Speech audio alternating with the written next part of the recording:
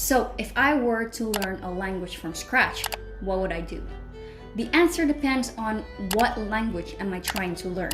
If the language is completely new to me, or if the language is quite familiar to me, for instance, like I speak Spanish, Portuguese, and a little bit of French, and if I want to learn Italian, it's going to be easy. The steps are not going to be as complicated. But if I were to learn a completely new language for me, like let's say Korean or Japanese, then there's gonna be a lot more steps to do. But in general, these are some things that I would do if I were to learn a new language. 1. I first have to have a good reason on why I want to learn it. So it may be because I'm planning to live there, or maybe I'm dating someone that is from there, or maybe it's just simply because I want to, or maybe because my job is requiring me to be able to speak that language. Whatever it is, you have to have the motivation for it, because if you don't really have a good enough reason, you just kind of like simply would be nice to be able to speak X language, it's quite likely that you're just going to not follow through until the end. Like you would just drop it in the middle of the way.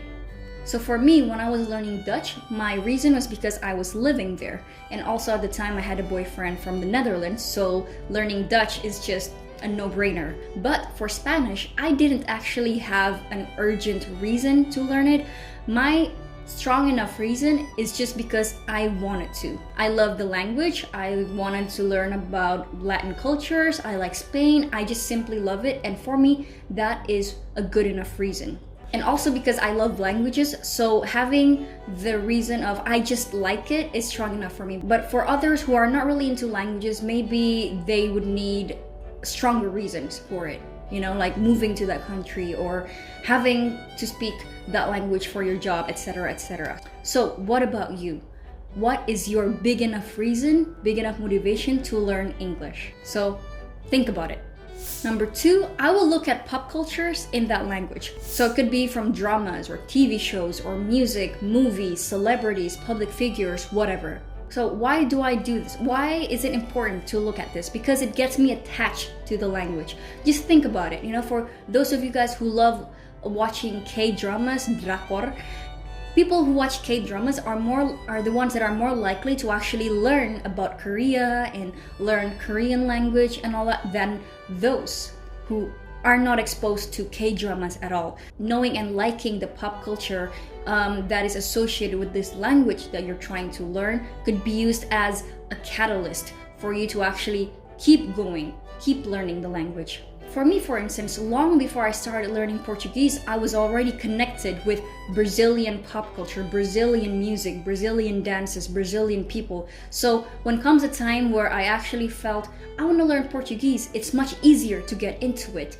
Then I have this bank of materials to listen to learn from when I want to expose myself in Portuguese. So even though I told myself I officially learned Portuguese in 2020, I've gotten exposed to Portuguese materials way long before that. So even though right now I am not actively learning Portuguese, I'm still passively exposing myself to these Brazilian pop cultures, and that is actually going to help me with my listening skills, with my reading skills, and just getting exposed to the language in general. Number 3, I will learn a little bit about the language. So that could mean the basic structures of the language, or like the basic grammar. How is it different from my native language, or how is it different from other languages that I've learned, or how to even pronounce and read certain letters. What are the new sounds that I need to learn that do not exist in the other languages that I speak? So why would I do this? Why should I learn a little bit about the language? So that it kind of prepares me on the challenges that I'm going to face when I'm learning this foreign language. So for instance, for you, Bahasa Indonesia and English are two completely different languages. So if you're not familiar with the differences between the structures of English and Indonesian, you're going to get stuck in this translation mindset, which is okay. You know, like translating two languages from one another could be a good method, but when the two languages are super different, translating is just going to get you lost. So by knowing how different this foreign language is from your native language, you can prepare yourself. Okay, so the grammar is different. this is different. So Indonesian is more of a contextual language, where English is more of a, is tense specific. So in English, they actually give a lot of importance to time and tenses, whereas in Indonesian, it's more simple. So this way you can actually prepare yourself. Okay, it's going to be hard. This is gonna be the challenges that I'm going to face, but at least I'm prepared. 4, I will learn basic phrases.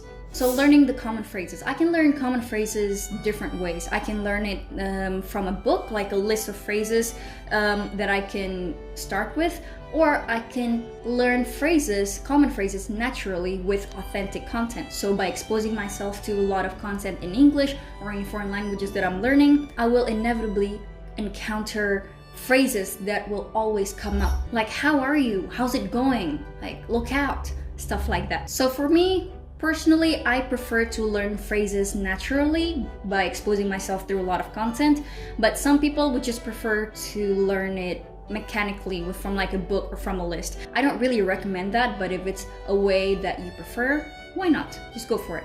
And also, learning through phrases can also teach me a little bit more about common words, common vocabulary. So yeah, I prefer to learn phrases than learning individual words.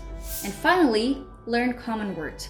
In any language I learn, I will always try to learn the most basic verbs, like to want, to think, to eat, to walk, to do, to have, etc. Because these verbs are important verbs that I always use in my everyday life. Or pronouns like I, you, we, they, she, he, it, and all of that. Also, these things are going to be used very common in any type of situation, because by learning these common words, I can already form basic sentences. So yeah, however, when I'm learning all of these basic things about the language, about the phrases, about the common words, I will still expose myself continually with authentic content, because that is the most important component that you need to do when you're learning a new language. Always exposing yourself to it, even if you don't understand, even if you still need to use subtitles in your native language. That is the most important step that I will do if I were to learn a new language. So yeah, that's it. I hope that you learned something new in my video. Thank you so much for being here. I will see you next week in another video, and have a good day. Bye bye.